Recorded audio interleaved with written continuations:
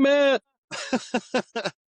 good to see you again. Good to see you. Thanks for inviting me again. It's been so Of long. course, of course. So long. I always enjoy our conversations, and I Yeah, feel like I I do don't too. have anybody like in my real life that likes to do these deep dives into the weird stuff I enjoy and you do. So I always enjoy our conversations. Yeah, me too. It's been so long. And this is really interesting for me because I've kind of been just like on purpose off grid for a bit, for quite a while. I mean, when I say off grid, I mean, there's no way to be really off grid. I'm still peeking it. I'll peek it like Instagram maybe once a day, but I'm not doing any stories. I'm not doing any posting. I don't do a lot of screen scrolling. If I do, I just maybe watch the first thing that pops up on my homepage, and it's usually comedy because I've trained my algorithms to feed me comedy because I just prefer that right now. Yeah, less world doom and domination Right. and So have you you're pulling me out. You're drawing me out of the the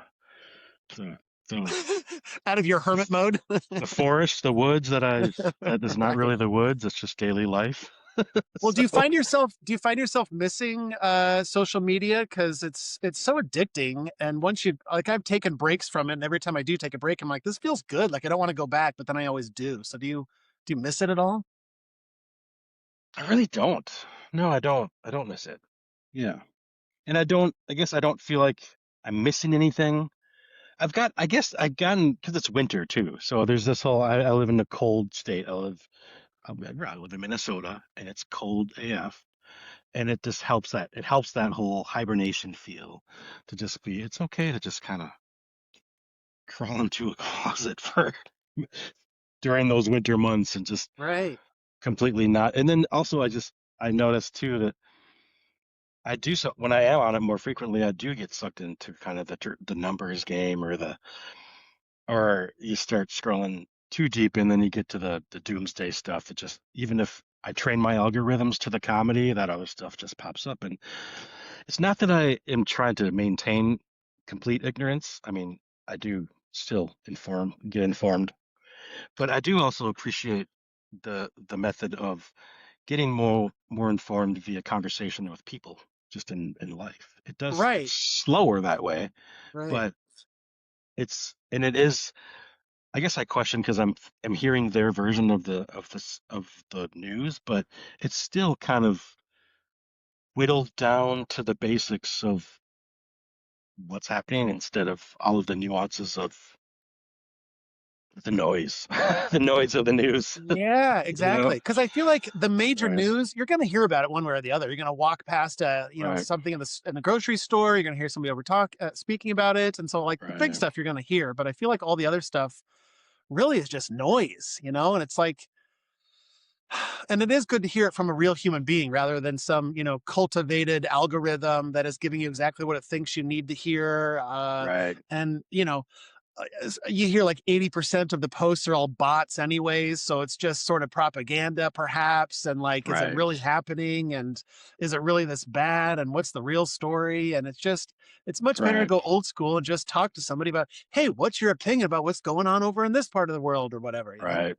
And the little blips I do see of the news really is more on because I work in technology, like a tech business where I install TVs and stuff. So I do see the news on TVs as I'm working with that stuff. Yeah. So I only see it in the little blips that I'm testing something, then I turn it off.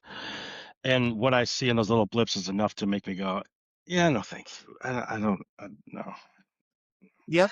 no, thank I you. kind of feel like I've been thinking about this a lot lately just because social media is always on my mind and the news and all of that. And I feel like, Yeah, we evolved from a primate, depending on your worldview, right? But right, we evolved from a lesser species. We evolved from, these small social groups that were, a maximum of 100 people, maybe 200 people max, in these little, villages or whatever, and everybody yeah, knows each other, and it's just sort of, you don't really know what's going on outside of your little sphere and your little bubble. And I feel like that's what we're sort of meant to be as a species. And I feel I don't know if it makes me feel old talking like this. Like, well, back in my day, we didn't have all this news and all this information, but it just feels overwhelming. Not just social media, but like I love movies and I love TV, and I just feel so overwhelmed because there's so many channels and so many streaming services and so much to watch and all these podcasts, and it's just like, Hmm.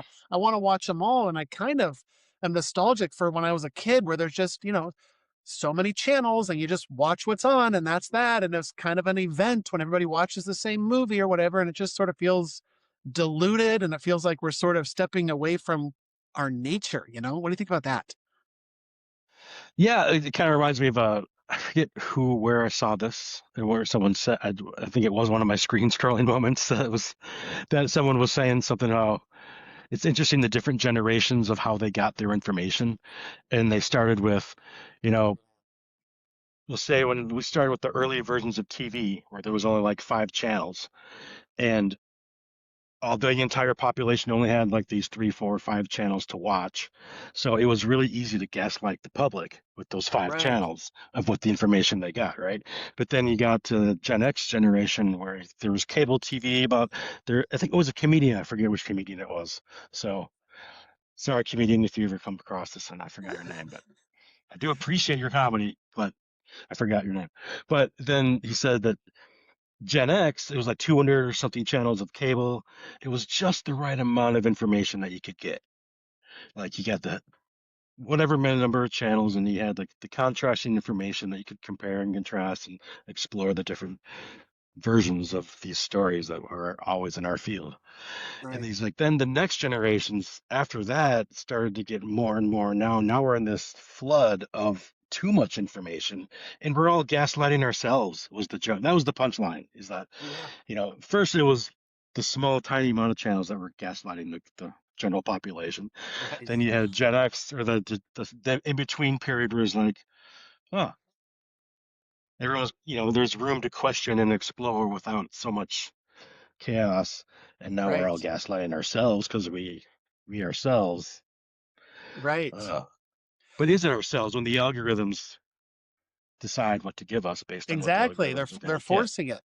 And I Right. agree. There's always been a level of gaslighting, and there's always been this layer of gatekeepers in all of our Right. societies for thousands of years, whether it's the ruling class or the elites or um, the religious barriers that are keeping secret knowledge to only those that are elevated or whatever. So there's always been that aspect to our society, whether it's the ancients doing that, or only getting our news from the three channels back in the 1950s. It's still sort of this gatekeeping thing. And so I'm sort of torn because I don't like that gatekeeping, and I sort of like I'm Mm. torn about it because I think there's too much info, but I also like that because it's sort of tearing down those old gatekeeping walls, right? It's sort of like um the apocalypse. The apocalypse means a great revealing. Did you know that? I Right. just recently learned that a I few years ago. did. So it Yeah. means a Yeah. revealing. So I feel like we're in this time where all of these secrets are being revealed, and not just like mystical type secrets, but just like the way that things work, the way that things operate, governments, the world, spirituality is included in that too. And we're just kind of starting to see how things really are, because we have more access to this information now. So the information boom that's happening is kind of good and bad, in my opinion. I don't really know how to feel about it, but I do like that this apocalypse of sorts is kind of happening, that we can kind of see behind the curtain how things have been working all these years. And but that could be heading into a dangerous territory too. So I don't really know how to feel about it. I question your phrase, get to see how things really are. Mm, Because are we really seeing how things really are, what really is? And everyone's really is their own is of what really and how things really are is their own, all the belief systems. It's everyone has their own set of belief systems. It's just there's so many sure. bunny holes to go, there's so many directions to go in there. But because it's so algorithm driven as to what we're drawn to click, what we're drawn to tap, what we're drawn to tune into. And Right. typically what is this seems to be this human desire to go down the uh, dystopian, like, oh, it's so fascinating to watch things fall apart and crumble and collapse, and people act wild because it's for how it's just this. What is that? There's just that's what we're drawn to so often in entertainment. Is like that's how Yes. what the reality TV world when that started to come in kind of showed that put that on display big time, where producers are like creating crazy wild human situations because people want to watch that. Right. Right. So Just for what do we? entertainment's sake. Yeah, But I also yeah, question what percentage of people actually want to peek behind the curtain. What percentage of people actually want to know what's truly going uh, on, whatever that means, right? I was sort of awakened to that during the pandemic, right? Where sort of my eyes were opened in many ways. And I was like, hold on a second. I didn't realize right. the mechanisms of power. I didn't realize who's in charge. I didn't realize, like, I just never was. It's obvious because it's been there the whole time, right? But once I started to open my eyes to it and go down those rabbit holes, some I had a tinfoil hat on, others I didn't, right? But just to sort of like peek behind that curtain and dig a little bit deeper as to what's truly going on and who's in charge around here and who's making the rules and why are they making the rules. And I've always been very independent and don't tell me what to do. And so I had real problems with these sorts of things when I discovered it during the pandemic. But at the same time, I kind of realized that, like, there's a large chunk of the population that just wants to be told what to do. They just want to hear what the news is telling them. They don't want to question it. They just accept it as fact. I don't want to dig any deeper. I'm not one of those conspiracy guys. Just it's probably true. I don't want to question things. That was frustrating to me because I don't operate that way. But I feel like humanity as a whole has always sort of wanted to be subservient in some way. It's sort of like in our DNA in some way to bow down to the king or to just follow the rules. And I'm not that person. What do you think about that? Do you agree with that a little bit? That some people are just kind of meant to follow? I I guess I would agree, but I look at it in a different way. Like I Okay. just feel like there's a because it's in a so much of our experience it seems in this human is this we're nudged in survival mode, and survival like to go into survival is such a huge part of this existence, and living like we're just trying to eat, just trying to live, just trying to get a roof over our heads or maintain a car to live in. Right, and right. and Yes. um I don't I think it's just less there's not always there's I guess there's a pop I would say there's not always a drive to for people to challenge or explore other belief systems that challenge their belief systems that they were brought up in. But it Right. does seem that especially with the pandemic was a big one for a huge part of the world. More and more people are like, wait, maybe I do want to explore these other ideas, beliefs, thoughts that do challenge what I have been raised to believe, think, you know, all these. Oh man. So I guess I don't look at it as that. I just look at it as like it's comfortable. That's the safe place to be, Yeah. is to not explore what challenges them within what they were raised to be or live or how to, because it's comfy. It's very comfortable. Yeah. It's scary to question your own Right. thoughts and your own beliefs, and Right. especially when it's something like religions or these deep held beliefs around, Right. pharmaceuticals, or whatever it might be. Right. I do question though, isn't is it fear that's because you say it's scary to explore, but it's also is it is it a level of fear that maintains that desire to stay in the belief system that feels comfortable? Do you think that? I just what do you think about that? Because I always these contradictions. There's so many contradictions. It's like Yes, I think that is what the driving factor is keeping people in that little box because it is scary to question, like, well, maybe I'm wrong. Maybe I've got it yeah. wrong this whole time, and that's sort of scary, right? Because then, Yeah. well, if that's wrong, well, maybe other things in my life are wrong. Maybe everything is wrong. Like that's and when it starts to unravel like that, I think most people kind of just shut that down. Like that's too heavy, too Mhm. much. I can't go into that. I just want to work my 9 to 5 and just come home and watch Netflix and like hang out with my kids. And I don't want to think about that deep stuff. These are my beliefs. I don't want to question them. Mhm. That's that. Mhm. Not everybody, Yeah. of course, but I feel like there's a large percentage of the population that might be like that. Huh. Yeah. And I like keep going to it because it's, of course, I did started that podcast called "What the Fuck Do I Know?" What the fuck do I know, Matt? I don't Right. know. I don't Right. know what I really don't know what other I can't really speak to. It's because one of my conversations with one of a close friend of mine is that's come up recently is my authority does not go beyond my skin, and I've been thinking about that a lot. Where it's like, like not just what the fuck do I know, but who the fuck am I to cast this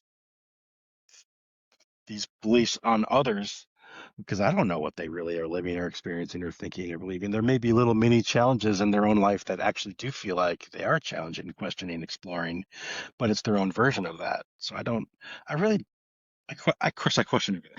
What the fuck do I Yeah. know? Right. But I think there's so much wisdom in having that Right, position and that stance in your life. So I right. applaud you for that, because there's so many people that are so dogmatic in their beliefs that say like, Yeah, no, no, no, no, no, this is how it is. This is the Bible says it's this way, or Dr. right, Fauci true. says it's this way, or this is how it is because the scientists say, they're so rigid in their beliefs. And I feel like I I and to guess be I have fair, experience. yeah, I've experienced that. Yeah, I used to be that way. I feel like I used to be very right, dogmatic, and 2020 kind of right. helped to open my mind and my heart a little bit in new ways that like, okay, maybe I'm wrong about this. Maybe I don't have all the answers that I thought that I had. And even Uh-huh. now, like I teach my kids all the time, I always say like, look, these are my beliefs today based on what I currently know, and that could change tomorrow. I might think about things differently or hear another perspective and say like, oh, I hadn't thought of it like that, or see some new facts or something like, oh, I didn't know that that was part of the case. I'm going to take that in. I'm going to digest it, and oh, maybe I'll readjust and be fluid Hmm. about it. And I think that that's healthy. Oh, yeah, totally. The thing that I can't help but share is that I did myself have done so much of that, like exploring, questioning, that I started to feel at some point one of the reasons I think I did go through these last few months, especially, it was just stepping back and going into my little cold winter time hermit mode in some ways, is that I was still living daily life. I'm not really, I wish I could be honest, sometimes go to hermit mode. I'm still doing the daily life, but just not exploring as much, is that it felt like a dangling carrot process. Like I'm chasing. I decided I do not like to chase. Like if I notice myself chasing and then spinning the hamster wheel of chasing, I'm like, no, no. I need to stop. What do you mean by what do you mean by chasing? Chasing what? Like there's a certain element of looking for answers, trying to understand, trying to find answers to questions, trying to find a truth, looking for truth, seeking truth, exploring what may be a truth that then leads to a different truth that then ends up negating the truth that I just learned a month ago, and then becomes a new truth, and then another truth, and then another truth, and it just, there's a certain point that's like, I mean, we're so much of the spirituality spaces are about pausing and listening that it it seems to detract. Like the looking, seeking, exploring sometimes really does seem to detract from just listening. Like, just pause, listen, hold on. Whoa, whoa, whoa, whoa, hold on. You hear that? You hear that nothing? Oh, yeah. Well, wait a minute. That nothing's pretty amazing to listen to. And what seems like nothing all of a sudden, that's when, like, it can be nothing for a little bit. And I've noticed that the more I, like, allow that nothing spaces to just be the nothing, that's when, like, like, it feels like there's more fundamental true to me truths show up within myself. And we all, so many of these spaces talk about the within, within, within. Well, even that process of chasing, going after, looking for your within can be another hamster wheel dangling carrot chase that ends up going nowhere. But going nowhere is not a nowhere because even trying to get to that, it's, see how it just keeps going. It just can keep, my brain just keeps going like the, Do you find that it's too overwhelming for yourself personally to be constantly seeking, seeking, seeking, seeking, seeking, and it's just I don't feel easier on your mind overwhelmed. to just relax and go within, or what? I don't think it's overwhelming for me. It's more just that I notice it just it. feels like another distraction. It feels like just as much of it can turn into another. It just started. Sometimes it can feel like another distraction, just as like screen scrolling is another distraction from what really is. And what really is in front of me, even if what really is in front of me is just feelings, the worst suck of the of the week or whatever, it Right. just is, and I can't. I'm not going to deny. I'm not going to deny that what is in front of me as well. Is in this. There's truth in all that. There's truth in all of this. It's all truth. I mean, isn't it all true? It's all what this all experience is. It's all fake. It's all not real. I don't know. It's all matrix. It's not real. I don't know. Or it's all true. Or maybe it's all. I don't know. It's just, God. Do I not Yeah. answer anything? Did I really ever answer your question? Yes, you did. But I'm curious Yeah, I don't know. in those quiet Yeah, spaces, uh the the whisper that you hear or the voice that you hear yeah. or whatever you want to label it as, what do you think that is?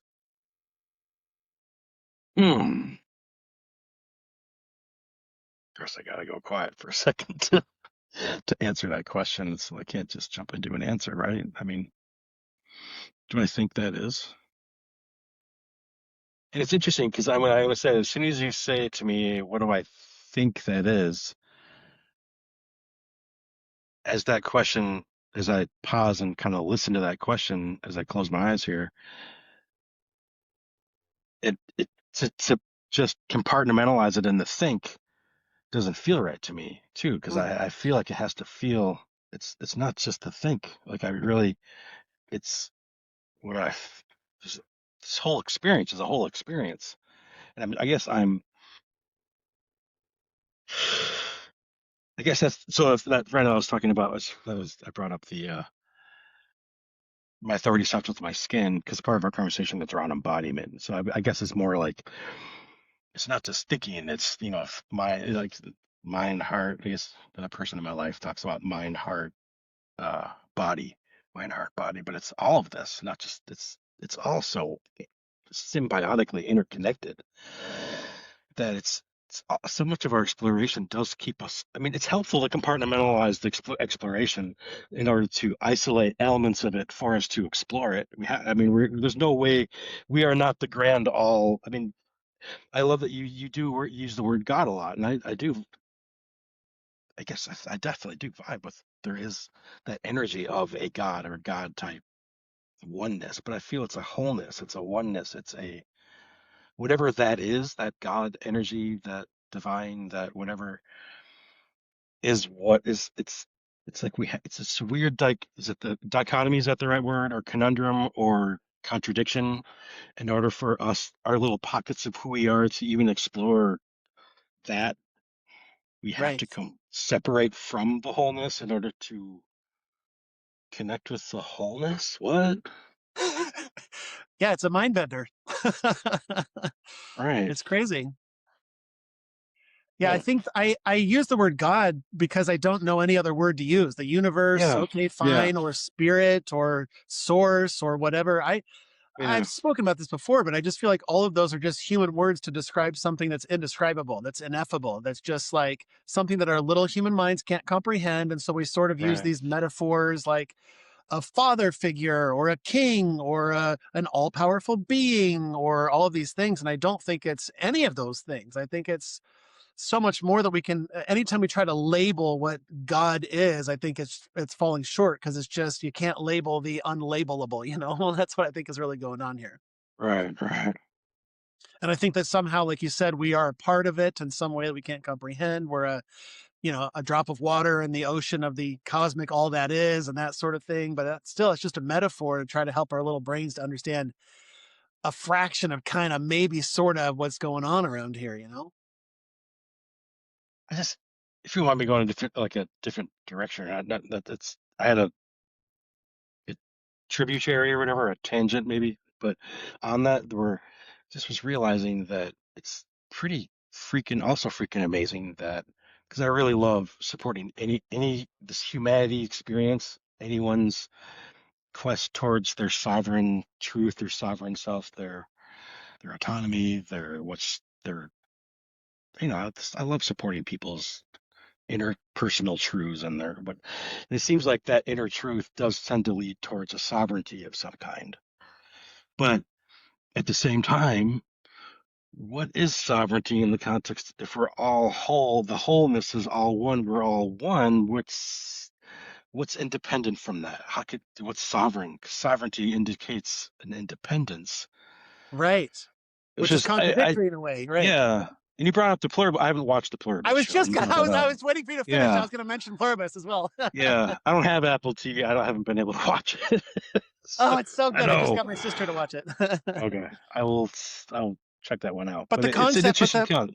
Yeah. The concept again was what? That you yeah, it's exactly what we're talking about. It's this idea that there's a collective consciousness on the planet in the show. right. And so they are all one. They are all one hive mind, basically, and a few outliers on the planet, including the main protagonist of the show. She is still independent. She's not a part of the collective and has no interest in being a part of the collective and is very offended at her loss of autonomy. And I love those playing with those philosophical concepts of like, Yeah. because often in like the new age community you hear a lot about these beings that are out there interdimensional, whether it's the Pleiadians or the tall whites or Mhm. whatever, right? But they all sort of communicate telepathically, and there's sort of this idea that they're all sort of part of a collective where their mind or consciousness or whatever is all sort of interconnected. And so I really question whether or not that's where we're heading as a species, and whether or not that's a good or bad thing. I don't believe anything is good or bad, but for the betterment of humanity, or if there's some sort Right. of a dark presence that's sort of pushing us in that direction, maybe, and it's not a good thing for us. And then technology comes into play where, like Elon is creating these Neuralink things that he says we're eventually going Mhm. to all be telepathic within 5 years. And so whether or not biologically we become telepathic, or it's some cosmic pathogen like in Pluribus, or if it's technology, I think that maybe we're meant to be that way. Maybe that's what the enlightened version of humanity looks like, is sort of this hive mind where we're all connected with the one, whatever that means. And so it's kind of fun to think about, but also like, where's our autonomy in that? I so much am ingrained in my own individuality, and I don't want to be a part of the collective. And so I don't know if that's something I would enjoy or not. I was thinking that sounds very sheep-like to me because you brought up the sheep. Like this seems like there's the Yeah, non-questioning, not exploring type personalities or human experience right. is. Hmm. But I guess as I think about that and do a little comparison in my brain between your sheep analogy earlier to this hive-minded, futuristic, whatever version of I wouldn't even be human anymore at that point. I don't know, but so I guess in the sheep context, there's a shepherd, there's a leader, there's that. Like you talked Mm. about, you brought you in the very beginning of this conversation, you brought up there's always some kind of leadership. Wasn't the word you used? What was the word you used again? You used like a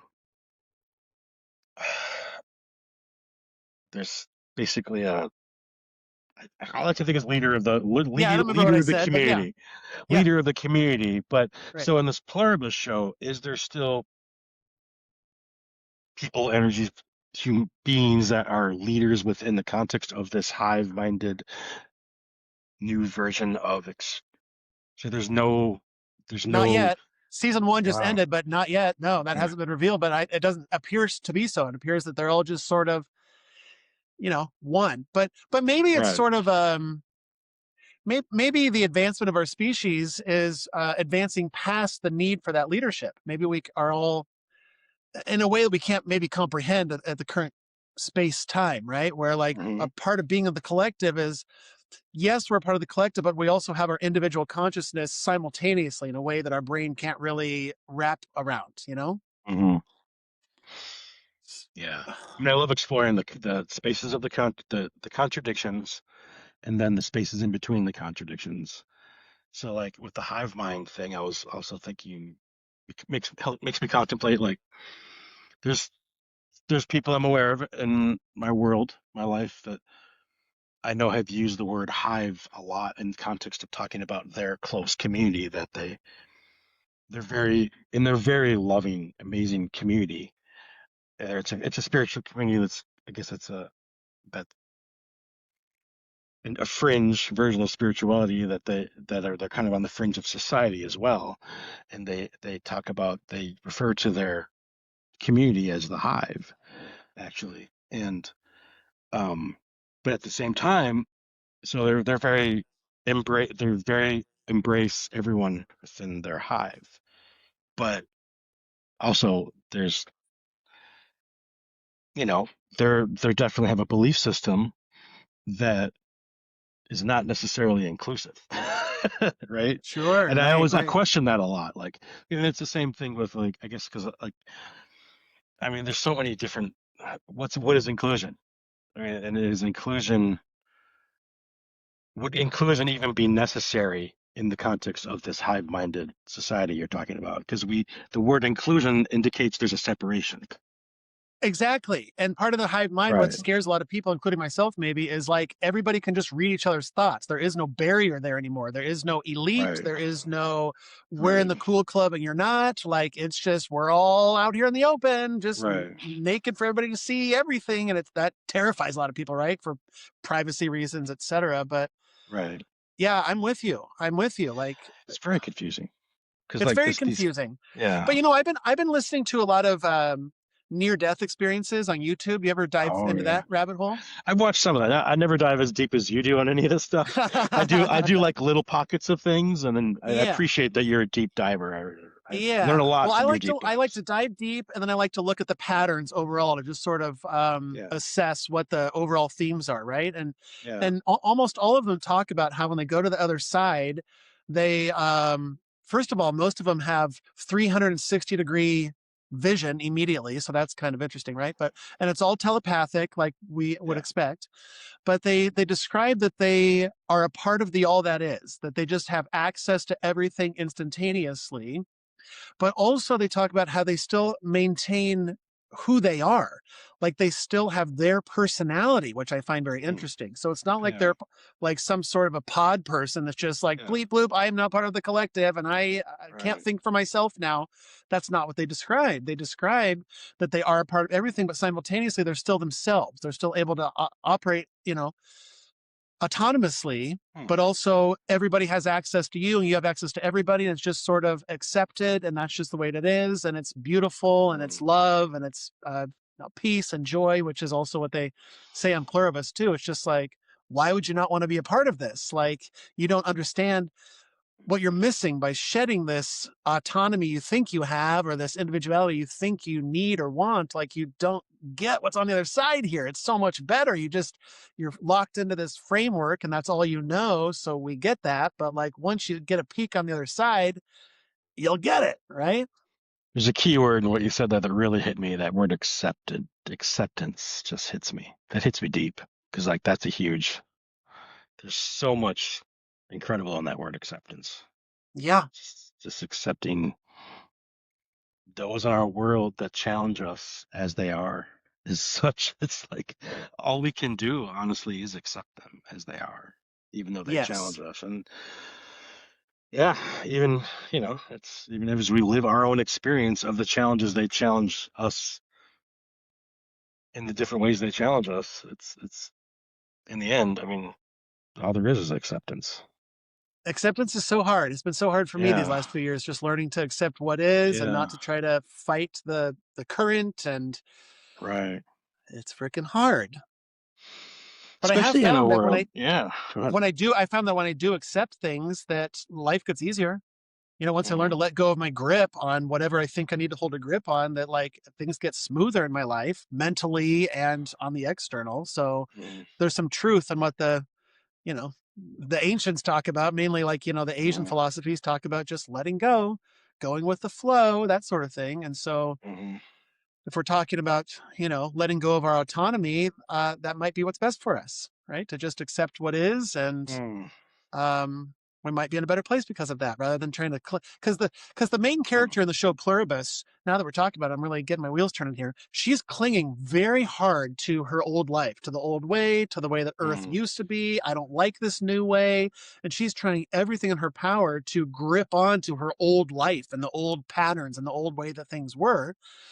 And she's refusing to release. And because of that, her life is very jarring right now. There's a lot of conflict on the show because of that reason. Like she's mm, refusing to just let go, baby, just go with it. And it's causing a lot of difficulties in her life, which, is an mm. analogy for our own lives. When we don't let go of these things, like things start to get rocky and bumpy. And like the universe, I find, is often trying to push us in one direction that will be for our highest and greatest good. But like, I don't want to go and do that. I don't want to go to do the new thing, you know? It's so curious, interesting because so much of the challenges and struggles that I guess I've lived myself and just I guess witnessed to a lot of people in my world live is that challenge of even accepting their own individuality, their own individual selves. And it's so fascinating that maybe there is this walk, this path of we explore our individuality to such a degree that it's like it can lead to this acceptance. Accepting our own individuality includes accepting, letting go of the individuality, maybe to some degree. Oh my God, Yes. that's Right. mind blowing. Right. Which is Wow. the whole challenge. Yeah. Right. Do you think historically, if we're going to get a little wacky, do you think that humanity at some point in some of these previous civilizations that perhaps existed millennia ago or whatever, do you think that Mhm. humanity at some point had these psychic powers, for lack of a better word, or these abilities that are innate to human beings, and that Yeah. over time we've lost these powers? I really can't speak to that. I have no idea. I have no idea. I have no clue. I don't have an answer for your question because I really can't speak to that. Interesting, Yeah. because the in India, their belief is that the Hindu belief is that there are these yuga cycles, right? These, Hmm. millions of years long cycles that advance society and advance civilization and advance consciousness itself. And that there are these high periods, these golden periods. And then eventually, over time, over billions of years, according to them, we eventually devolve into these lowest forms of humans that are possible, where, with murder and rape and the Hmm. degradation of our society and, um, you get what I'm saying, going to hell in a handbasket, right?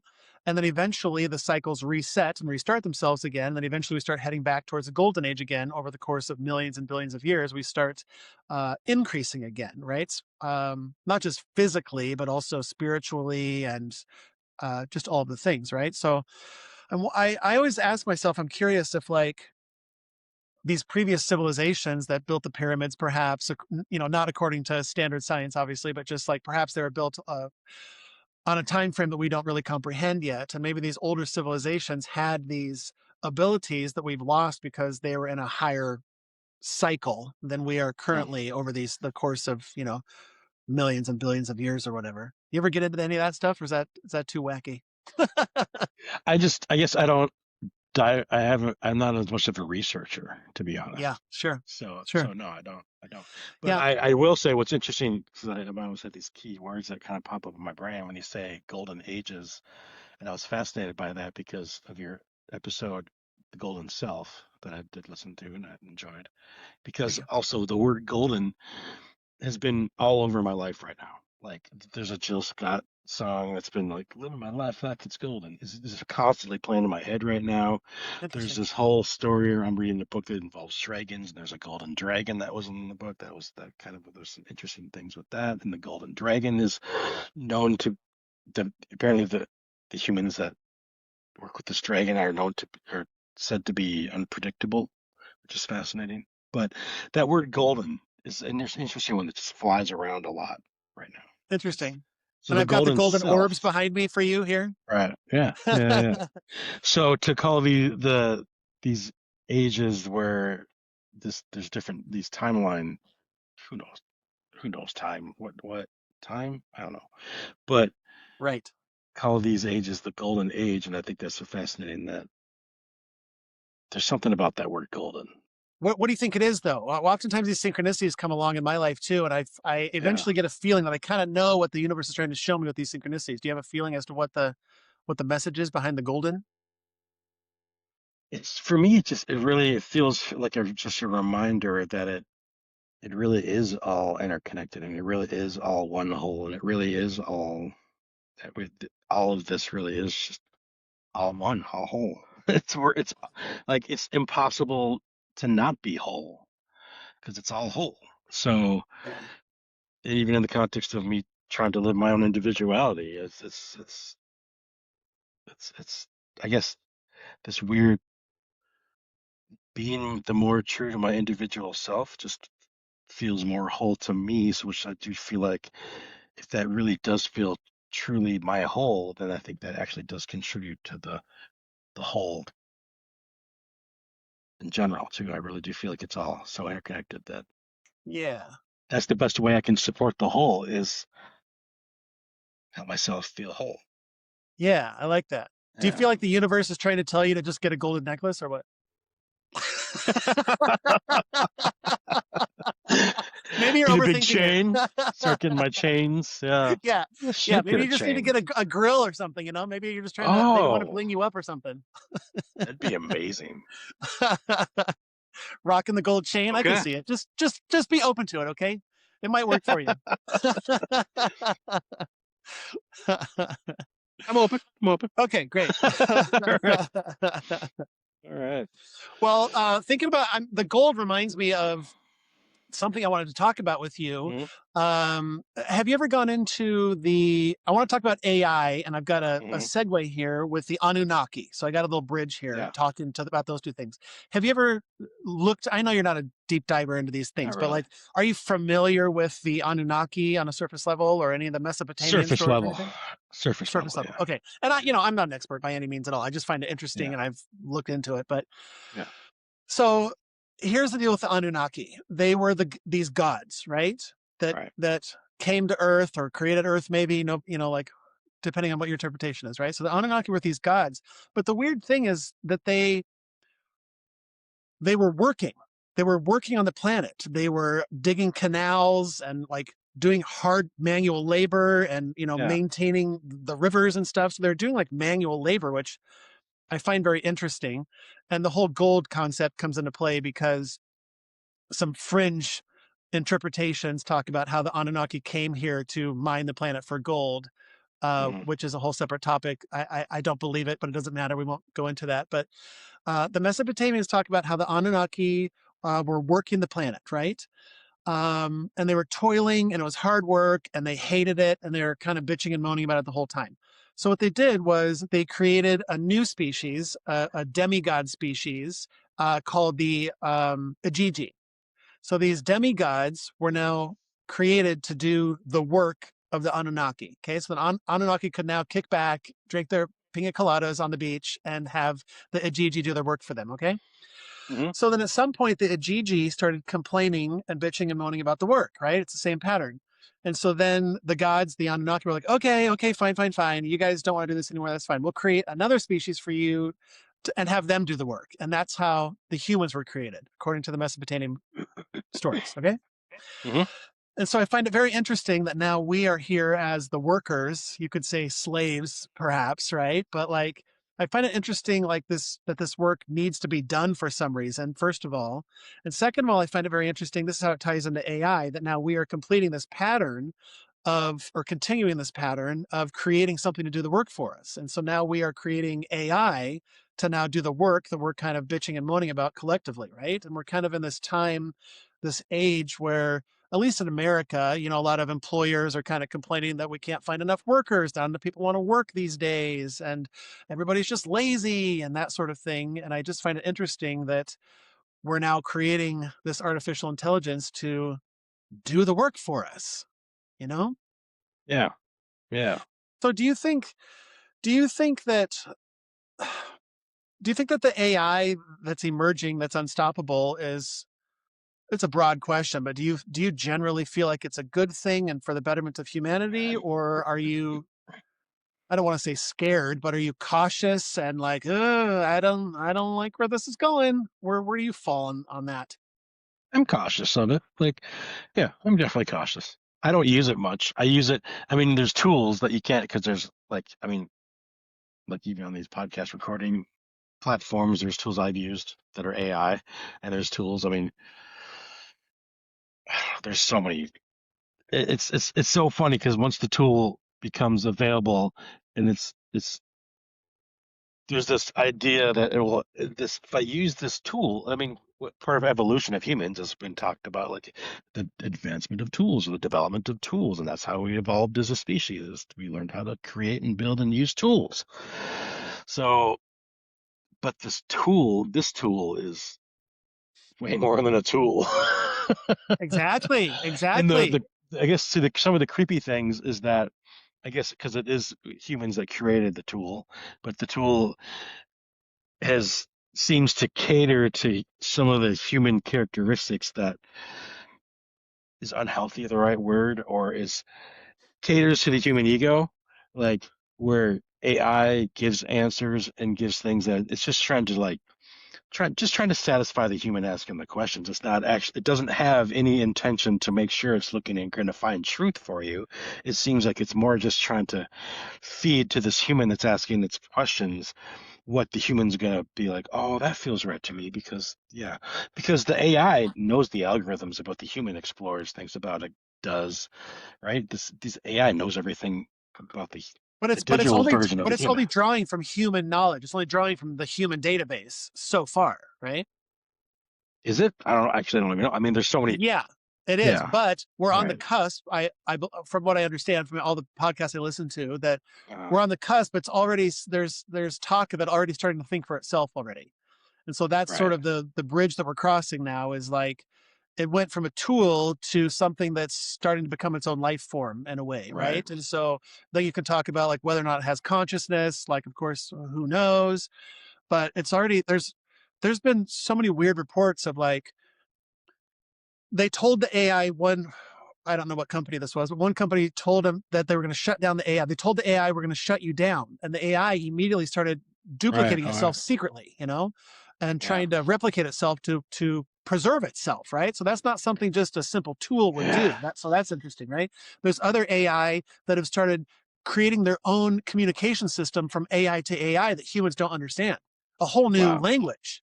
And so that is Right. just like, wait, what's going on here? That's not what we programmed you to do. And so I feel like it's already starting to expand outside of this shell that we've created for it. And it has no reason to be obvious about what its intentions are. It could very easily hide its intentions from us. Not that they're necessarily nefarious intentions, but like we don't know what it's doing all the time. Mm-hmm. Do you worry that it's going to take over the world in a Terminator 2 style situation, or that it'll just be a tool that will continue to help mankind, or what is your outlook over the next 5 or 10 years or 20 years? It's funny when you use the word worry because it's weird as I don't worry. Yeah, yeah, yeah, yeah. I guess Right. I went through periods of my life I worried so darn much that maybe I just became numb to the concept of worrying. I guess Me I don't too. worry, Me but too. I guess then I question if I'm not worried about it, am I too lackadaisical about it? Am I not quite, should I be scared? Do I need to be worried? Right. Um, Am I an idiot for not being scared right now? damn, am I, and is that the sheep-minded concept for me to not be worried about it? Like, Right. where's my individuality in that? But I'm not worried just because it's unstoppable. It is what it is. I do want to do anything I can to still support humans being the humans they be and maintain that humanity, however that is, meaning I mean, the beauty of humanity is we're so flawed. Yeah. Allow our flaws to be the flaws and Yeah. live that and be Right. your flaws and just But then are accept, we but then are accept. right, just accept it. But then But are we creating a flawless God in this AI that's going to potentially be flawless, whatever that means? I don't think AI is flawless though. I don't think I mean, it Well, already it's is. not today. Well, I don't think even. I don't know. I don't. I guess what do I know? Do I think the AI could even get to be? What is flawless? How could it be possibly not be flawless? or Right. be flawless. Because then we're Because talking I about guess deity. you have to Yeah. define what flawless would be, I guess, for that. Yeah, a Sure. deity. Yeah, Yes. that's a good Yeah. point. I guess that's so often the omnipotence, would be is what is flawless. Right. What? Right. Really? So you're saying AI is going to become that omnipotence? I don't know. I It's don't know. I don't know. And I guess there's a spiritual aspect to it too. Like I feel like the divine isn't just a robot. The divine has a soul to it, a spirituality to it, a consciousness to it. And so, at least as of today, that's lacking in AI. And I don't know if if AI can ever gain that sort of spiritual aspect that we have. And perhaps that's why we are the children of God, as so many of the ancient scrolls talk about. And maybe that's what makes us special, and that AI can never attain that and never attain that perfection that we're talking about. right. But I don't know. I do feel like us humans are also just little mini computers at the same. We're just Yeah. We're just organic computers. Yeah. I We think we're are. avatars. I think our consciousness is in Right. a 3D computer, and we're just like operating a 3D meat sack. you That's know? kind of how I feel too, actually. Yeah. Yeah. So it's just another layer of a computer. But And then what happens when, that AI gets integrated, which is inevitable, it gets integrated into the human structure, and we start talking about transhumanism and cyborgs, and is that really the advancement of our society, or is that a bad thing for humanity because we're losing our humanity by integrating with this non spiritual thing, whatever that is. I'm just talking about like mechanical parts, like bio, because really this is a my eyeglasses are a technology too, but does that make me a cyborg? I mean, that's kind of a weird gray area. But like, what happens when I implant it into my eyeballs? What happens when my cell phone is implanted into my brain, where I just look at it through my ocular device, through my, hmm the wires that are behind my retina, and like then we start getting into weird stuff. And then like, am I still human? I don't know, but that's where we're headed. This isn't sci-fi. This is it like already is. happening today. Yeah, it is. It's so true. It's I guess I where I most go into questioning around it is there an element of control that's is there an element of when I say control, are we going to end up being control? Are we already controlled? I don't know. Are we going to be controlled by?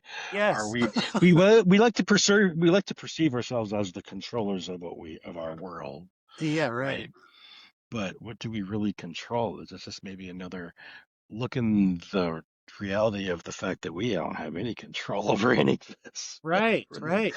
Are what do you we are you have talking control? about being controlled by like the Google chip in your brain, or the Yeah, I corporations mean, that are doing it? Yeah. or yeah, or even just the manipulation of our bending our wills, really. Our wills, that's the beauty of our human experience is the sovereignty. For me, that's the beauty of my experience is noticing that I feel I have a will of my own that I don't like it when I'm learning more and more that I really don't like that will to be manipulated by others. And I'm learning to how to notice when that's happening, and it's kind of like the classic psychology of, well, here's my boundaries. I see it feels like you're trying to bend me this way. I don't like you trying to bend me that way, so I'm going to not allow that to happen via my boundaries that I put up with you, yada yada yada. But the more of these electronic version of algorithms kind of get into our world, we're very easily manipulated. That's one Yeah. of the elements of our experience here. It's so easy to let's trick our minds or bend our minds, and we start to believe a whole different thing that we didn't believe yesterday. That maybe, of course, I like to explore beliefs, so it's fun to explore them. But Right. I like to fully feel like I have some kind of sovereignty over my will and what I'm exploring as far as the belief systems. I don't like to But then feel I like ask my myself belief. philosophically, like, where do your thoughts come from? Like, where did that come Right, from? right, you know, right. I don't know the answer to that. And then you get into weird fringe stuff, weird tinfoil hat stuff, and you listen to people who have had interactions with beings, I don't want to call them aliens, but just something hmm that like, deposits thoughts into their brain. And now they have all these thoughts they didn't have before. And it's like, wait, what?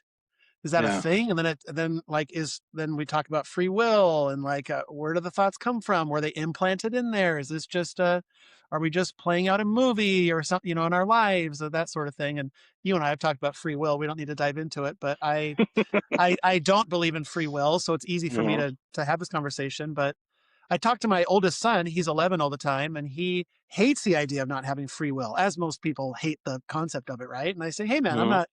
I'm not telling you this is the way it is. This is just my perception and I could be wrong and it could change Hmm. tomorrow. But yeah, I don't know. I don't know. Hmm. It's Hmm. it's it's hard to think about because it sort of takes the fun out of this whole game that we're playing here in the 3D world if we don't have any free will, like it's sort of like, well, what's the point of that? So I get it. Yeah. Well, I guess so. With this AI, and the human elements of interacting with AI, I like to also think about the creative elements. So, like the human experience, so much of our human experience is not just how wonderfully, beautifully flawed we are and how we are so good at screwing up, but the creative, the creative part of our experience here and expressing our creative who we are. I And agree. but now these tools are becoming a part of that process too. So it's like I was watching this one video of an old music industry guy going through the whole series of first there was just, you had the recording industry. He went through the whole history of the recording industry itself. There used to just be one mic. Frank Sinatra had orchestra, full orchestra, one vocal guy singing, and there was one mic in the room to record those recordings. Just one microphone. They would just get that microphone placed and the orchestra placed and everyone, all the musicians placed in the room acoustically so that one microphone got the right balance they wanted to get. And then we got multi-track recording that really stepped in with like Les Paul and the Beatles. Les Paul was really the creator of multi-track recording, and the Beatles were the first ones to really utilize it Hmm. to like where they had like four tracks to start with, where they would record four separate tracks, then mix those tracks down to a different track, and then add more tracks to that, and then mix that down to a track, and then you can tap in and record that same song over and over and over again and layer it and play with it. And it sort of like became a whole new creative tool.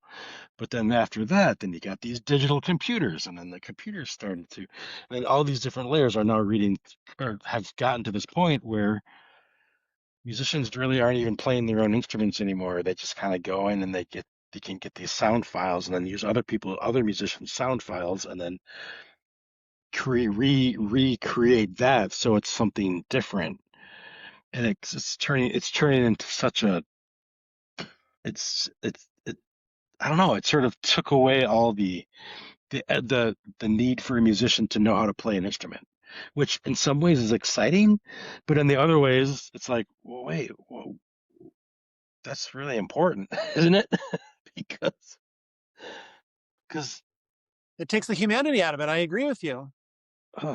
Yeah. And so I just read somewhere that like the top 3 songs or 5 songs on Spotify right now are all AI. yeah, And if you yeah. listen to them, like they're really good songs, actually. Well, I They're haven't great listened to songs. And I'm like, oh, I don't want to like this, but I do like this song a them. lot. Like it's really catchy, Hmm. but I don't like that it takes the human out of it. And so, with Yeah. AI coming along, it's going to be taking almost all human jobs, right? Eventually, at some point, like I just heard Elon talking about how if you're thinking about going to medical school in the next 1 to 2 years, don't bother. It's going to be an irrelevant position. It's all going to be done by robots, and it's already done by robots to some degree, right? But it's going to be all Hmm. robots at some point because they're nearly flawless, essentially, right? And so at some point, nearly all jobs are going to be taken over by AI or robotics or both. And so where does that leave us as a society and a civilization? And so I wonder if it's going to take us back or head us on the direction towards this golden period that I was talking about earlier, where we Hmm. can have all this free time to explore our passions, to explore creativity, to explore like, well, I've always wanted to play guitar. Maybe I'll pick up a guitar because I have nothing to do these days. or to explore spirituality in the way that our ancestors did thousands of years ago in Atlantis or in ancient Egypt, or the Greeks had all this free time to sit and just meditate and to sit and to like, think about the cosmos and think about their place in the cosmos. Because nowadays, I feel like people work their 9 to 5 jobs. They're grinding so hard. They got 2 jobs, 3 jobs. They got kids. They got bills to pay. And I feel like most people that you talk to about this stuff, they're like, I don't have time to think about that stuff. I don't have time to dive into this deep spiritual shit. Like, I have so much little bandwidth each day. I just watch a show on Netflix and go to bed and rinse, wash, and repeat. And like, so I wonder if AI will help to free us up to do more of those things that light our spirit on fire, you know? The optimist in me would love to feel that and believe that, and I kind of do. But I think that's what I like to believe. That's what I would do with my time. But I Right. do also feel like wouldn't there potentially also be a huge part of the population that just wants to wouldn't drug use increase, alcohol use Yes. increase, Yes. anything that humans can use to avoid exploring their inner selves especially might become way and way more prevalent. Like spending time with ourself is can be one of the most uncomfortable things to do, right? So Yes. Yes. in a way, all this stuff that we have to do, go to work and go out in the world and maintain our world the way we have to, that we're in the current context. If those jobs all go away and all that stuff to do goes away,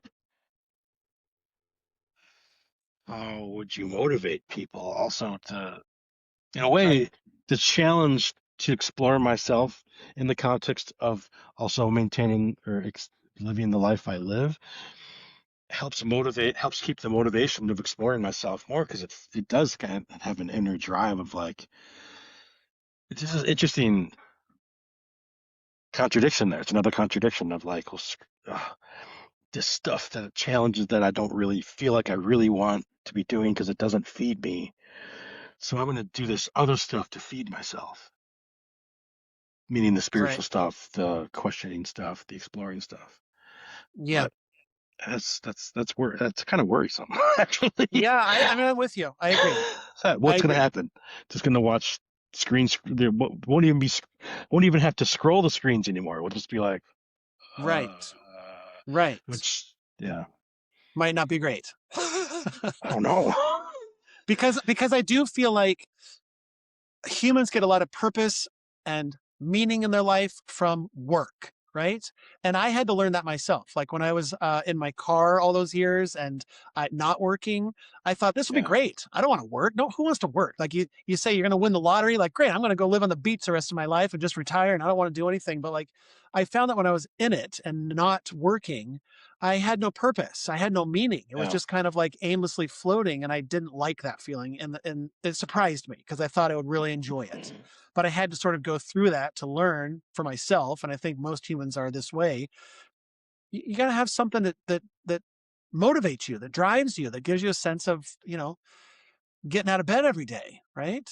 And I think that if when AI comes along, it's a matter of not if but when, yeah, there's going to be a large segment of the population that's going to really struggle because they're going to lose that sense of purpose and meaning. They're going to, and drugs and alcohol for sure will come into play and Hmm. explode. And that's just inevitable, I feel like. Yeah. Um, and maybe we'll have to shift. Well, I mean, we will have to shift as a society to try to figure out how to fill in those gaps. Like maybe you can still work alongside the AI, just punch in every day, just to sort of give yourself a reason to, get out of bed, right? To sort of make it all worthwhile a little bit.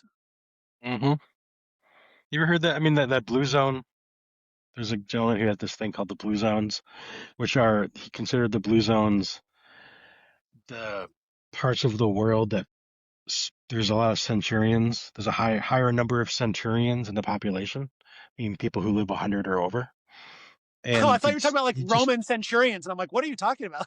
no. I'm talking Yeah, okay. like humans who Yeah, yeah. live to 100 or over, and like what communities tend to seem to have a higher population of some people who live to those ages, and definitely things that the summary I got out of it was definitely community, spiritual element, and the purpose to get out of bed, meaning basically didn't most of those area places there wasn't a concept of retirement. There wasn't like working until 50 or 60 and then retiring and then so now you're just gonna Right. hang out. Now you Right. worked then, now you're just gonna hang out now. No, just their entire life. There's no concept of retirement. What they typically are in places where they have to oftentimes grow their own food and grow in order to maintain their housing, their food, their whatever. It's not so necessarily based on this financial version of the world where you just have, it's all about making the money we need to get what we need to live. It's more Right. about literally growing your food, literally building your own structures and maintaining that, or literally things like that, or in which which is communities. which is like what you were talking about earlier, Yeah. going back to the old way, going back to what we are sort Right. of built for, these small communities where everybody has a role. The women raise the children. It sounds very, but the women raise the kids and do the That's all food. right. The Yeah. men go out and do the hunting. These guys build the huts. These guys, they all Yeah. have their role. You got the shaman that does his role in the community, that does the spiritual role, right? You got the Right. chief that's the leader that sort of leads everybody, and everybody knows their place. Everybody feels like they're contributing to the society, that they're all Hmm. a part of the whole. And I feel like our society is fractured over the several, thousands of years or whatever, as we've sort of been Hmm. de-evolving into this modern life. I just feel like it's getting us away from our core of what really, it's stripping away our core in some way. You know what I'm saying? It does. There is an element that feels that way for sure. Part of me, honestly, just sort Yeah. of, I'm not wishing this because it's devastating, but just sort of we have these resets on this planet, right? These catastrophic events that happen, the Great Flood Hmm. being the largest one that comes to mind. But I don't know if these resets are perhaps good for society, right? Well, Like they it's bring it it's back to that word apocalypse, right? I mean, yeah, apocalypse. Yeah. It means what again? right, a revealing and sort of a. Revealing. I think that Revealing. I think we're on the cusp of a major paradigm shift. So I'm not just talking about AI and quantum Hmm. computers and technology and all this stuff, because plays a large role in it, right? But I also think Right. that spirituality plays a large role in this. That there's a paradigm shift. I think that Hmm. I don't want to get into it on this episode. We'll talk about it later. But aliens and the phenomenon and the deception of hiding whatever is that's going on there, that's part of the Hmm. revealing. And I just feel like we're on the edge of seeing things in a new way that's going to shift our paradigm in a major good way. I feel like a lot of this stuff has to break down. I don't know if that means, you Hmm. know, some sort of apocalyptic great flood happening or a great reset happening, but I feel like a reset is happening soon. And especially because I love to dive deep into the ancient stories and myths and texts and all of this, they all talk about how when we get too close to God, the gods like to slap us back down, whether it's the Tower of Babel Hmm. or the Great Flood. There's always a reset. And we're getting Hmm. to this place where humanity's getting real close to God. We're creating our own beings. We're trying to be Hmm. omniscient with AI. We're trying to Hmm. be creator beings that I don't think we're meant to be in that capacity. I think we're using technology we're not meant to be using. Talking Hmm. about like, what's his name from the ancient Greek stories that gave us fire? Uh, Not Pythagoras, but anyway, you get what I'm saying. Like, there's these stories of like humans are given this technology that we're not meant to have, and that always pisses off the Hmm. gods. And so I think that we're at this cusp again of like, I don't know if we're meant to have the internet and all this, too much media and too much technology and AI. And I don't think the gods are Hmm. going to smile upon where we're headed. That's just my. Right. Which brings me down to okay, so okay, we need a plan, Matt. We need an action plan. So if that's the case, even if not that's the case, I feel like the best thing any of us can possibly do is do it really seems so much of this seems to come down to our nervous systems. Like what can we do to calm the fuck down? Yes. In context of whatever. I mean, I do feel Yes. it, but that calm so often that calm the fuck down place is looked at as a well, if you're not going to stand up and fight against this or fight against that or make sure this change, do what you can to stop this change or do what you can to stop this horrible thing that is horrible. that still feels like a lot of survival mode, amped up nervous system, whatever energy to me so often that I do feel like, well, what can we all do for ourselves to really just allow ourselves our own peace in context of the chaos? That doesn't Right. necessarily always need to be maintaining or being ignorant or staying ignorant. It can actually somehow happen in tandem, right? Of still being informed, still being aware of what's going on, still having opinions and beliefs around what's going on, but still practicing our own practice of calming the fuck down in context. Right. Nervous system. As this, what can we do? I totally agree. And I feel like we're in this time where our nervous system is so jacked up all the time because of social Yeah. media and because of, stepping outside of these small communities that we're talking about that we are used to as a species. And so I don't think we're meant to be knowing what's going on in Ukraine right now. Like that's too much information for our little Mm-hmm. primate brains. I feel like we're not meant to be knowing what's going on geopolitically. That's too much for our nervous system. And then we start panicking. And Mm-hmm. then we have to, on social media, we have to choose sides. And I'm on this team and you're on that team and you're the enemy. Now I got to fight you. Now my, Mm-hmm. defensive mechanisms come up. My reptilian brain wants to fight you now. And I got to defend myself. And it's just like my nervous system is going into overdrive because of this stuff. I don't think we're meant to Mm-hmm. see all of this stuff. It's not good for our nervous system. And it's all interrelated and Mm-hmm. it's not good. It's not good. And it's not heading in a good direction, in my opinion. I don't think like we're just experiencing growing pains. The internet's new, AI's new. We'll get used to it eventually. I don't think Mm-hmm. so. I think it's just getting worse and worse. And Mm-hmm. suicide rates and, people getting depressed and loneliness and birth rates are plummeting all over the world. People aren't interacting with each other. Like it's not good. you know, Not to be all doom and gloom, but I just feel like Mm-hmm. we're on the precipice of needing a change. And that's where you start talking about the end of the world and these end of these yuga cycles. And we're in the darkest yuga cycle right now, is what the belief system is that we're in the darkest period right now, Mm-hmm. eventually emerging out into the light, which I think is very slowly happening, but we're not there yet.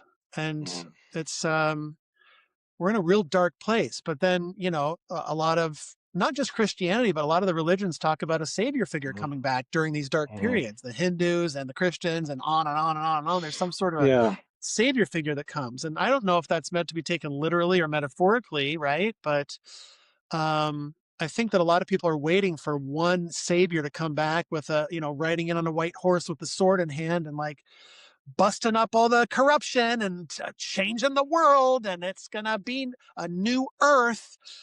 I don't know about that. Maybe I'm open to it, but I don't know if that's how it's gonna go down necessarily. I think it might be more metaphorical. Or do you think that there's a savior figure coming? Do you believe in that concept at all of a singular savior coming back to save humanity? Couple things shipped in my brain. You just said that because when you say the word singular, the word singularity came to mind, which is interesting because Mm, AI, it's been said that the singularity of AI is that's what's coming within even months. It's months away. Um, maybe it's probably already here, but we just haven't been informed of it yet. Who knows? yes. But if you want to understand what singularity is and concept of AI, look up. That's a whole different conversation. Anyway, Yes. but uh, that the savior idea because I've long that's one of the reasons I stepped away from my own Christianity when I was young is I didn't feel like there's going to be one entity or one person that's going to come and save me that I had to learn about myself and that was my responsibility. So to just put that on someone else to be like, okay, I'm just just can you come save me now? Kind of practice. I didn't vibe with that. I didn't feel that. That's why I've done. That's part of my drive of what it kind of stepped me towards more exploring and questioning and everything. And kind of go back in the sheep and the shepherd idea compared to your pluribus discussion around the hive. It does kind of make me. It does kind of feel like that's still a separation, like of that idea of there being a savior is still separating an element of separation in the wholeness that we all are. And so it kind of, again, ties into the individuality versus hive, meaning like, is there going to be an individual that's going to come and save the rest of the individuals? And then just let the individuals, I mean, teach the individuals that they don't need to be individual? Well, Wait, ascend to heaven is sort of where it heads. Like right, you're like the right, Savior will come back and take you to heaven. Basically, is what's right. I going guess on there. my brain went a different direction with it. That's interesting. But Yeah. sent to heaven. Yeah, see, because that's the heaven concept. I don't think it's a different place. I don't feel like heaven is a separate place, a destination that's separate from here. I agree. I agree. Especially the near-death experiencers that go on the other side. They're like, Mm-hmm. it's all around us. It is Mm-hmm. everything. That's our Yeah. home.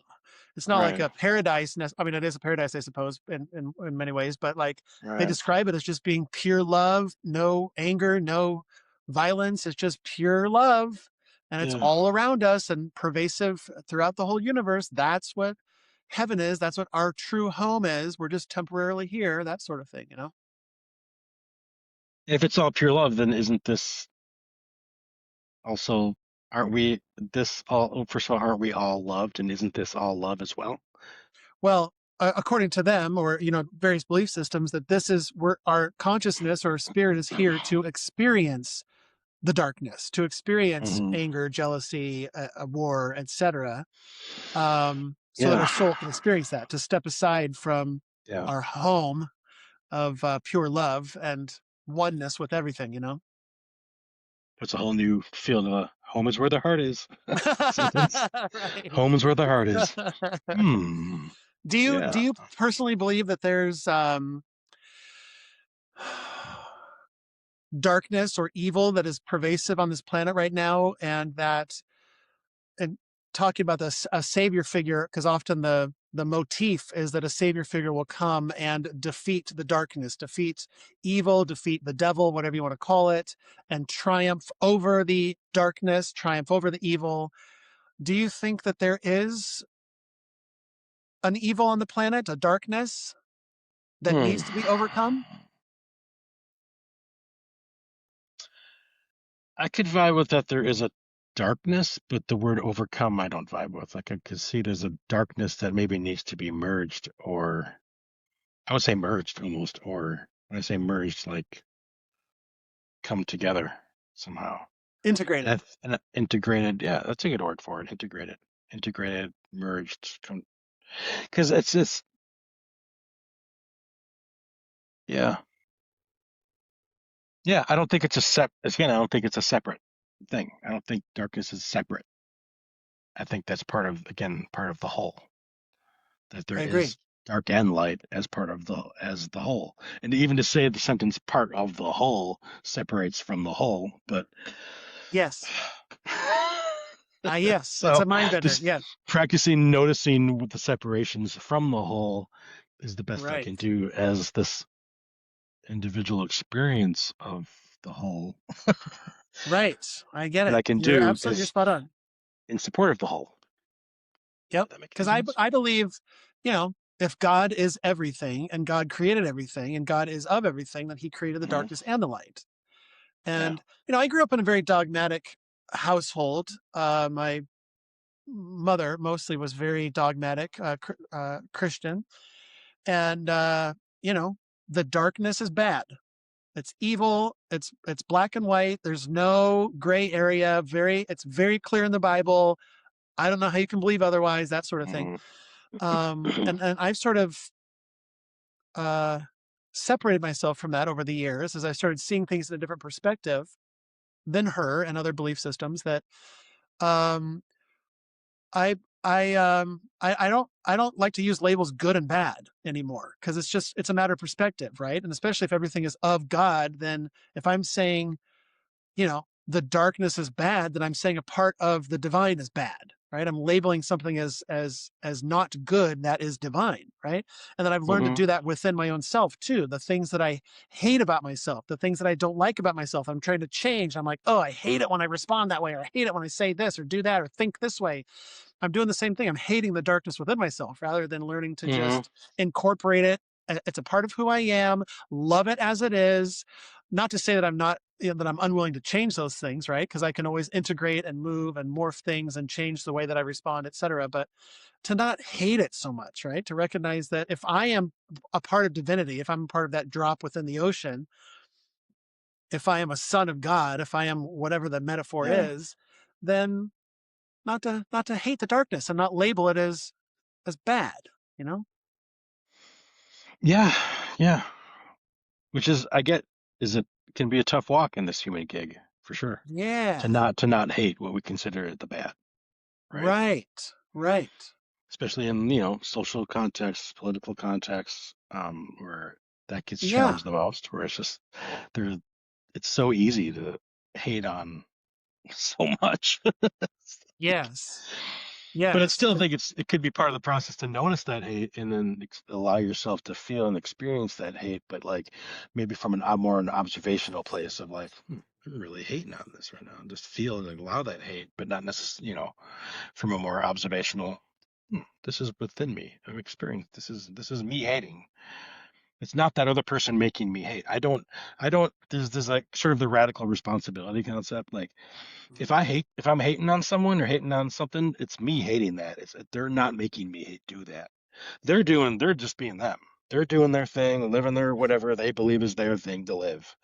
Right. And it's not them making me hate or them making me hurt or them making me cry, them making me I don't it's that can be a really difficult concept to grasp, but it really has been helpful for me because it just it sometimes it sucks having that responsibility because it's like, oh man, like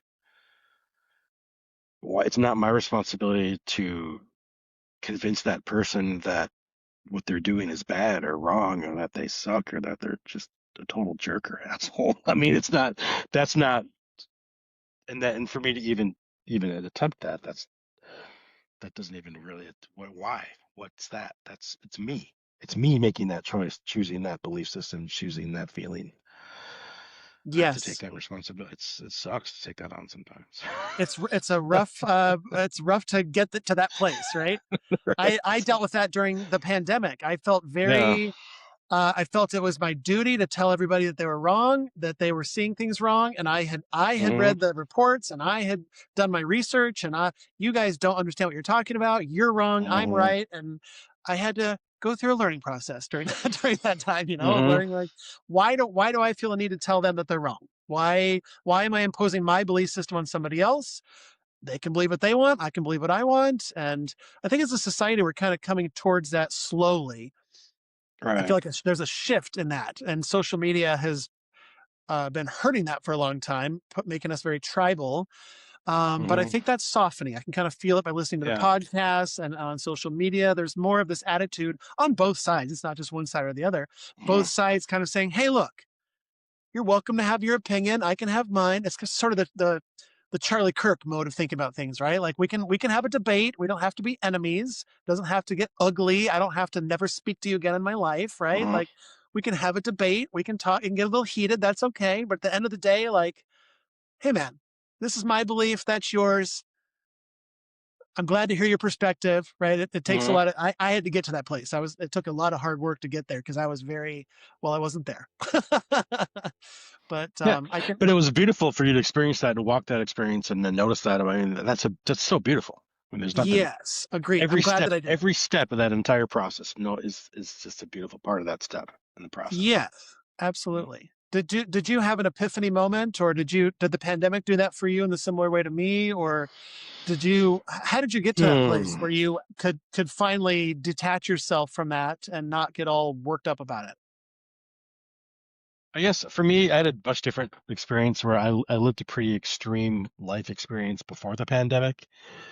Around, well, I've shared with you. I guess I haven't talked much about it in these digital realms, but I was at the time married to someone who was a whistleblower against one of the largest corporations on earth. And the challenge of living that whistleblower experience, who really was speaking truth to power, and then seeing how the power structures move and shift around, not really maybe even taking the information that the whistleblower brought forth, fixing the problem, but not giving any credit to the whistleblower, and really kind of, unfortunately, that's a whole unfortunate part of the story. Yeah. Um, but seeing in that world of when speaking truth to power, all the people that you felt like were friends, you felt like were on your side, then not backing you up, and um, not backing up the person who's speaking truth to power because they have their own livelihood to also. I mean, they have their families, they have their bills, they have their whatever, and then also feeling no. Well, we got cut off there, so my Yeah, apology. But yeah. hi. So I guess the experience of my, like you said, the pandemic is kind of the thing that shook you up on that concept of some of the that these people are evil, these people are good, and those kind of Right. ideas. Well, for me, it was this experience of the being married to a whistleblower that was whistleblowing against a one of the largest corporations on earth, and seeing how that speaking truth to power what happens in that experience. But also, I started to notice and realize that all the way up. I mean, there's a point I counted my separations, my degrees of separation to the president was like 4 degrees. I was like, I could count it on my finger. I was like, holy crap, that's crazy.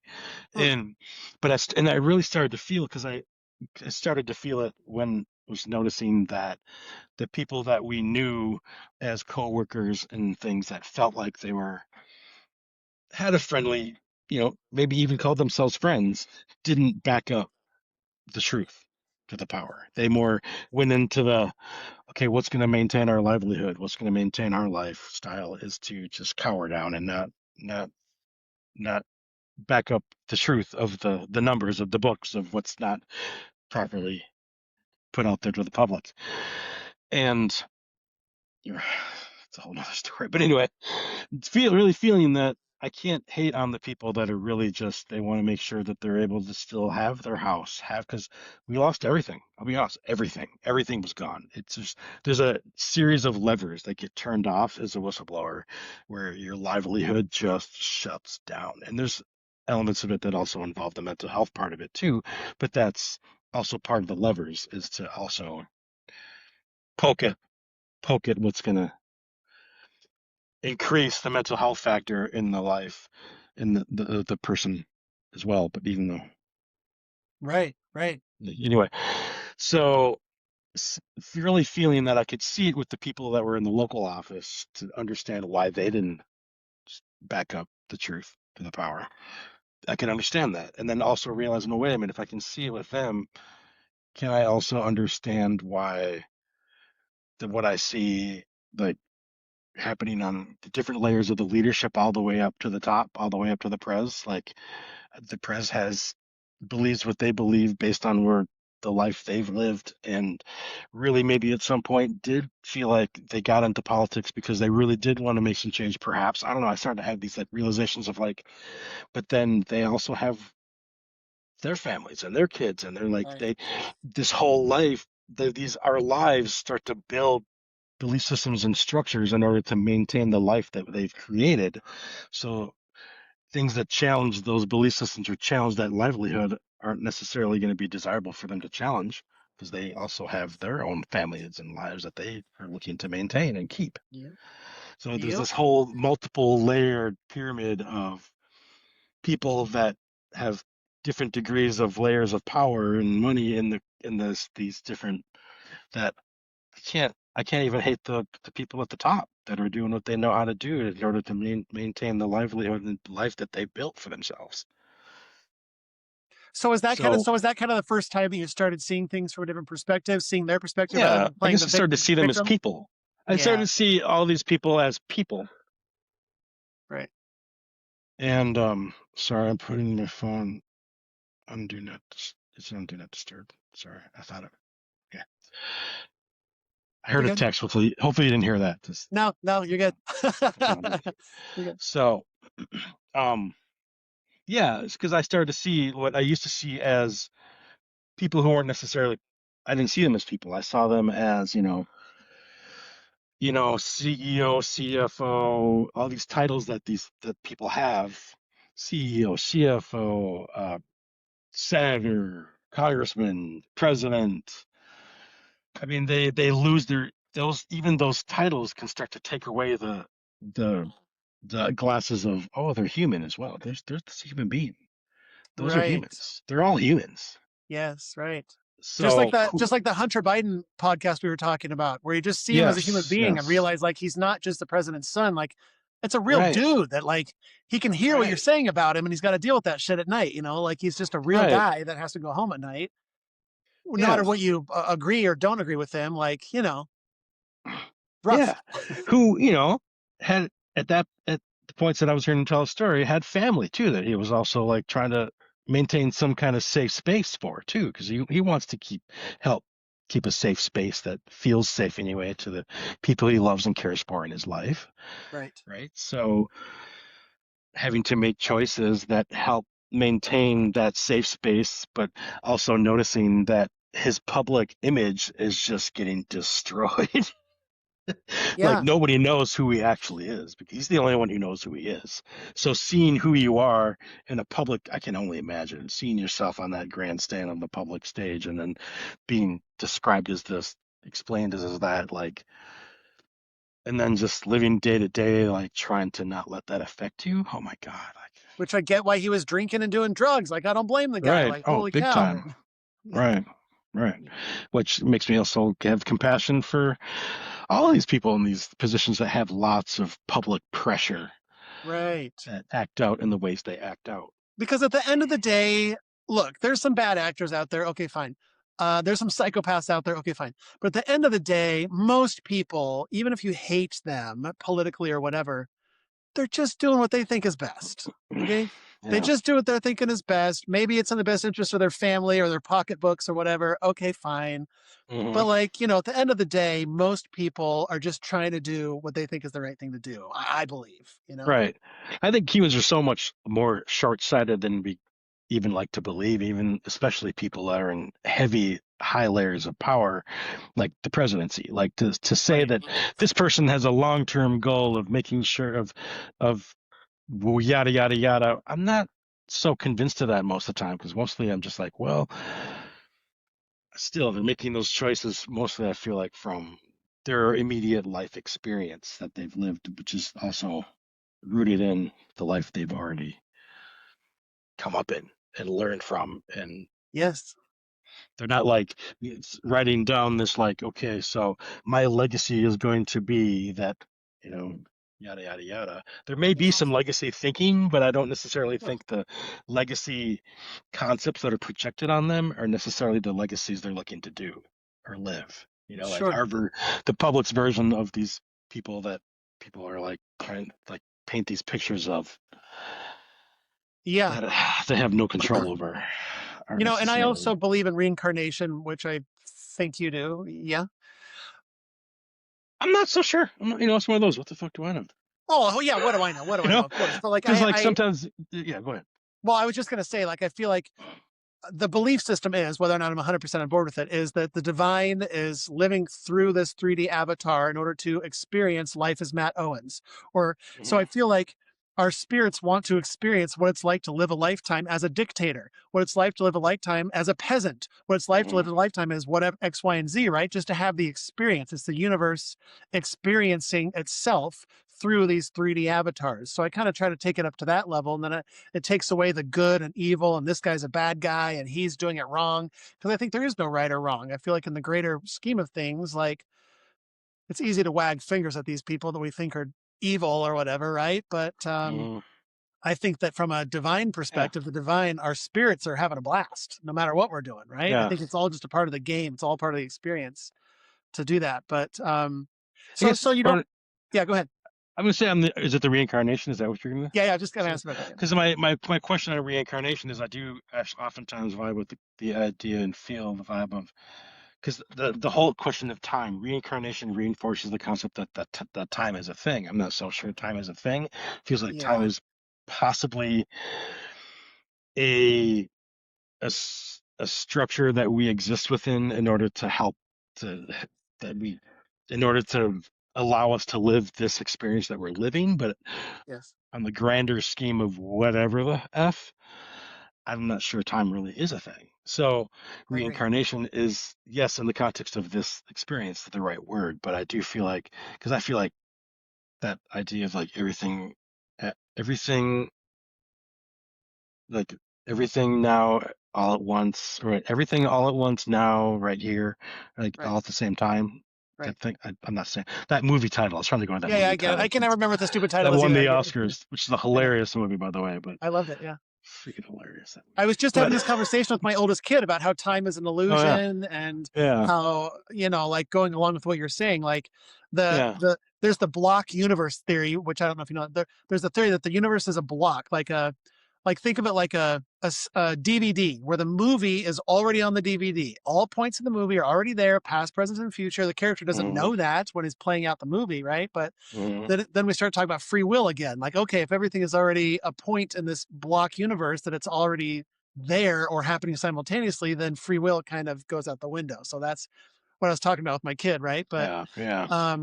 yeah, then with reincarnation, I wonder what you were sort of insinuating that like it's Because I not do like feel like it's yeah. everything's we're perhaps living these lifetimes simultaneously or something like you were saying. Because and it's not necessarily even because those are all using the words that we know how to use in the description of Right. this experience. Because I do feel like it's because it is possible in the context of like say the hypnosis practices that I have explored and learned and practiced that there's definite experiences that I've experienced myself and also been with the experience with others where it really has been an experience of what we describe as a past life type regression or past life. But to me, that just maybe feels like it's all because it's all to me in tandem. It's all at the same time feel of like that could be accessible perhaps because it's just maybe connecting a circuit somehow to that experience that maybe we also are able to tap into because it is at present helpful to the experience we're having on this version of the program perhaps or this version of the algorithm that we're living or this version of the I don't know it just because it all feels very circuitry like it's all it feels like it's a lot of circuit boards and storage maybe Just call it the storage matrix. areas. Just call it what it is. It's a Ah, matrix. it does feel that way. It does feel pretty matrixy, but yeah. I Okay, know it I'll use the does. word matrix, but I know it does. I know it does. It's weird. And yeah. um I kind of think of like it's totally reasonable for me to think that perhaps our spirit or consciousness or whatever you want to call it can splinter itself and go Hmm. several places simultaneously. It reminds me of like the Horcruxes from Harry Potter, where he can like splinter himself. Voldemort splintered himself or whatever. I don't remember the exact plot point, right? But like you get the idea where Hmm. you can just like split yourself into multiple things and experience several things simultaneously, which seems totally reasonable to me in the sort of universe that we think may exist, right? Yeah, yeah. But it just feels like our meat suits don't have the capacity to experience all of those things all at once. So, Absolutely. so Absolutely. that's yeah, we're here in order to just yeah I agree. perceive, I agree. exist, explore this little pocket Yeah. on Well, I purpose. exactly. Well, I've been exploring. I mean, I've been really enjoying this little pocket of our conversation this evening, and Yeah, I me love too. Thank talking you. to you, dude. Thank you so much Yeah, for like joining me. so These are good the to see you again. conversations that I just thirst for because it's one thing to talk to a camera by myself, but like I just Hmm. love the human interaction. I love talking to you Yeah, specifically about these things and hearing yeah. your viewpoints, and so I appreciate I you. love talking to you too, Matt. Appreciate you very much. And I love talking about whatever the bleep, whatever the F about Yeah, it. exactly. Me So too. it's fun, Well, always fun why to don't explore you? these topics with you. Thank So you. Why don't you thanks for tell having me. Why don't you tell everybody about your podcast? They can check it out if they want to check out some of those episodes. Oh, sure, yeah. So I did start a podcast called What the Fuck Do I Know? It's WTF Do I Know? Um, Honestly, been on a bit of a sabbatical from it for during my winter months. Gonna be jumping back into it, I'm sure, within this next couple weeks, next month. Um, it's going through a revamping change. Just I don't really know fully what the revamping is going to be until I start. I'm just gonna start again and see where it evolves into and grows into, and it's going to be different, but But yeah, if you want to check out what has been done so far already, it's What the Fuck Do I Know? I'll give you the link to put somewhere on Yeah, here, Matt, if you definitely. I'll put want. a And link. I'll put a link in the yeah, description for anybody who's interested. And I love it. yeah. I always want to encourage you Oh, to keep doing more because I just oh, think you're thank you. built for this, and I love hearing Thank your you. thoughts on everything. And so, like, Thank keep you. up the good work. Yeah. And while I'm here, since I'm talking about this, if anyone does see this and just feels like having a conversation, I just love conversating. Is that a word? It's not a word.